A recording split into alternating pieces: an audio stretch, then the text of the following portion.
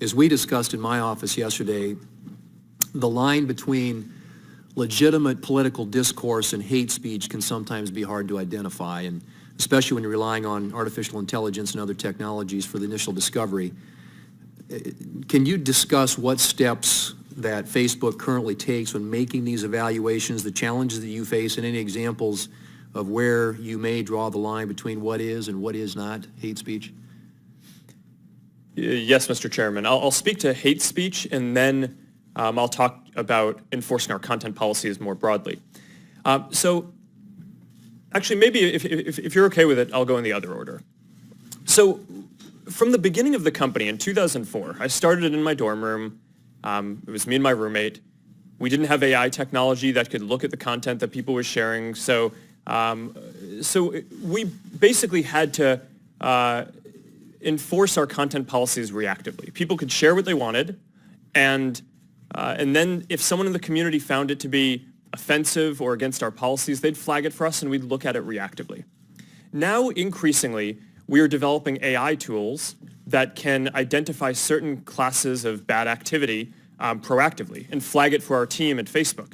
By the end of this year, by the way, we're going to have more than 20,000 people working on security and content review, working across all these things. So when content gets flagged to us, we have those people look at it, and if it violates our policies, then we take it down. Some problems lend themselves more easily to AI solutions than others. So hate speech is one of the hardest, because determining if something is hate speech is very linguistically nuanced, right? You need to understand what is a slur and whether something is hateful, not just in English, but the majority of people on Facebook use it in languages that are different across the world. Contrast that, for example, with an area like finding terrorist propaganda, which we've actually been very successful at deploying AI tools on already. Today, as we sit here, 99% of the ISIS and Al-Qaeda content that we take down on Facebook, our AI systems flag before any human sees it. So that's a success in terms of rolling out AI tools that can proactively police and enforce safety across the community. Hate speech, I am optimistic that over a 5 to 10 year period, we will have AI tools that can get into some of the nuances, the linguistic nuances of different types of content to be more accurate in flagging things for our systems. But today, we're just not there on that. So a lot of this is still reactive. People flag it to us. We have people look at it.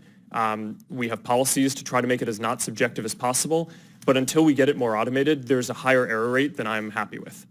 Previously, or early in the past, we've been told that platforms like Facebook, Twitter, Instagram, and the like are neutral platforms, and the people who own and run those for profit, and I'm not criticizing doing something for profit in this country, but they bore no responsibility for the content. You agree now that Facebook and other social media platforms are not neutral platforms, but bear some responsibility for the content? I agree that we're responsible for the content. And I think that there's one of the big societal questions that I think we're going to need to answer is the current framework that we have is based on this reactive model that assumed that there weren't AI tools that could proactively tell whether something was terrorist content or something bad. So it naturally relied on requiring people to flag for a company and then the company needing to take reasonable action. In the future, we're going to have tools that are going to be able to identify more types of bad content.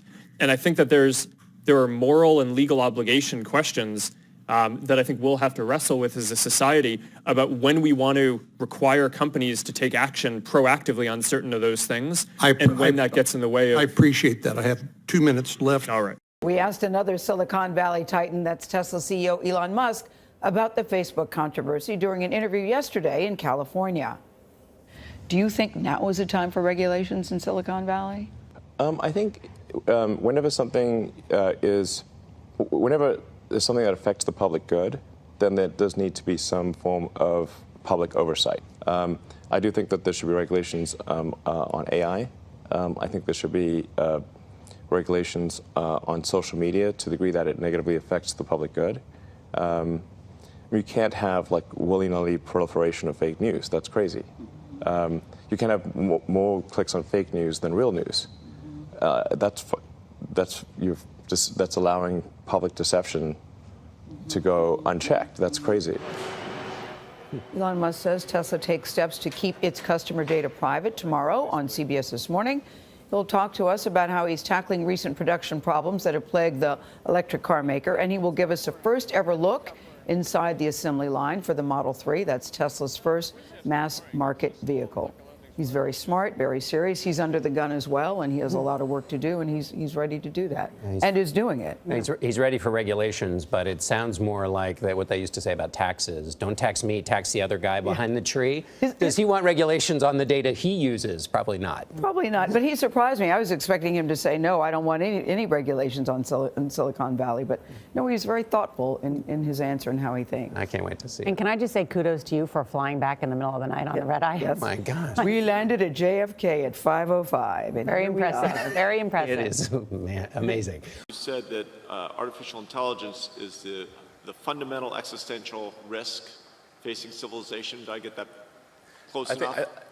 In my opinion, it is the biggest risk that we face as a civilization is artificial intelligence. And so, to a group of leaders, what would you advise that how should we be addressing something that's such a large landscape and yet obviously so important? I think that one of the roles of government is to ensure the public good, and to that dangers to the public are addressed.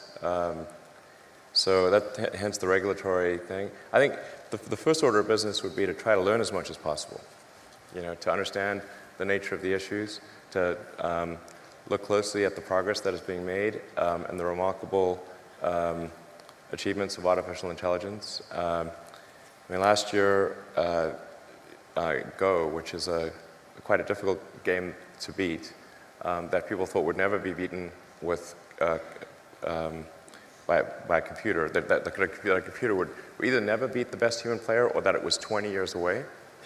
And last year, AlphaGo, which was done by DeepMind, which is a kind of a Google subsidiary, absolutely crushed the world's best player. And now it can play the top 50 simultaneously and crush them all. So, just like that pace of progress is remarkable, and you can see more and more coming out. I think the robotics, you can see robots that can learn to walk from nothing, within hours, like way faster than any biological being.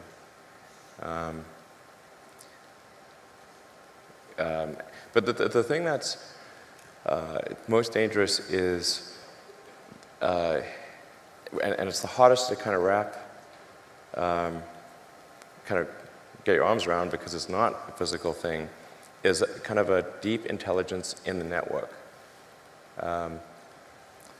He said, well, what harm could a deep intelligence in the network do? So, well, it could start a war by doing fake news and spoofing email accounts and fake press releases, and just by manipulating information.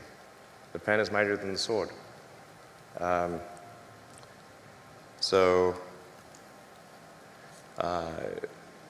an example, I want to emphasize, I do not think this actually occurred. This is purely a hypothetical that I'm digging my grave here. But there was that second Malaysian airliner that was shot down on the Ukrainian-Russian border, and that really amplified tensions between Russia and the EU in a massive way. Well, let's say if you had an AI that was where the AI's goal was to maximize the value of a portfolio of stocks. One of the ways to maximize value would be to go long on defense, short on consumer, start a war. And then how could it do that? Well, hack into the Malaysian Airlines aircraft routing server, route it over a war zone, then send an anonymous tip that an enemy aircraft is flying overhead right now.